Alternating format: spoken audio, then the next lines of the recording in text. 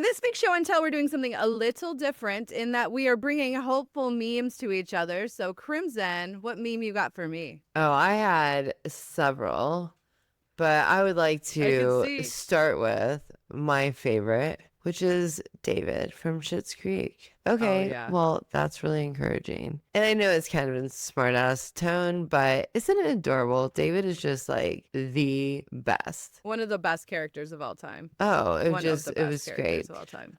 So that one was new in my book. The other new one that I had never seen is this weird ass lemon or orange saying, "Do it."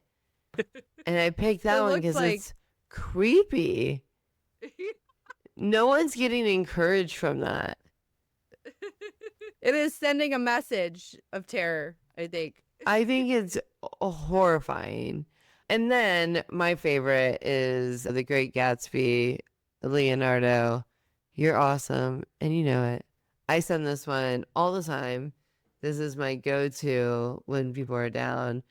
Other than my Nicolas Cage Stay Strong XOXO, because that one I feel like you need, it depends on the personality, right? Like Leo is like universal.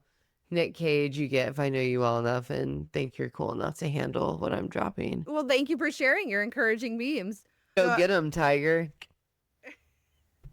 thanks, Jesus. So mine is cheesy. Go ahead and click over, and I'll tell you all about I it. didn't look at it. The Oh, wings God. of transformation are born of patience and struggle, and it's got a butterfly. So now I'm going to tell you. Is that papyrus my most font scent too? Or the font is not papyrus or whatever that I don't think it's papyrus, but it's something. It's not. I mean, girl, I got this from Google image search. Well, it's great. It's wonderful. I'm encouraged by it. All right. So I'm going to tell you my most discouraging, encouraging story that I tell all of my clients. Are you ready for this? I'm ready. I'm going to tell you the story about the little boy and the butterfly. And it's going to help you understand why you have to sit in the discomfort of other people figuring their own shit out. Ready?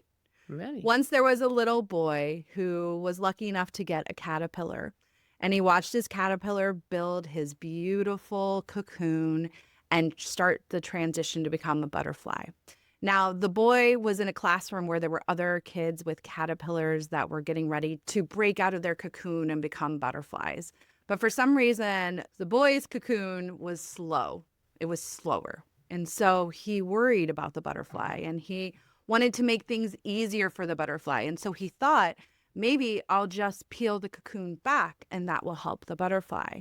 But before he could, his teacher stopped him. And thank goodness she did, because him pulling back the cocoon could have potentially hurt or seriously injured the butterfly, because the butterfly needs to build the strength for its wings by breaking out of the cocoon. Every single person around you is doing their own work to break out of whatever cocoon they're transitioning from. And I think one of the hardest things that we experience as humans, maybe even harder than our own pain, is dealing and sitting in the discomfort of somebody else that we love really going through pain and knowing that we can't fix it and that we can only support them to do the work that they need to do to build the strength of their wings as they transition out of that cocoon.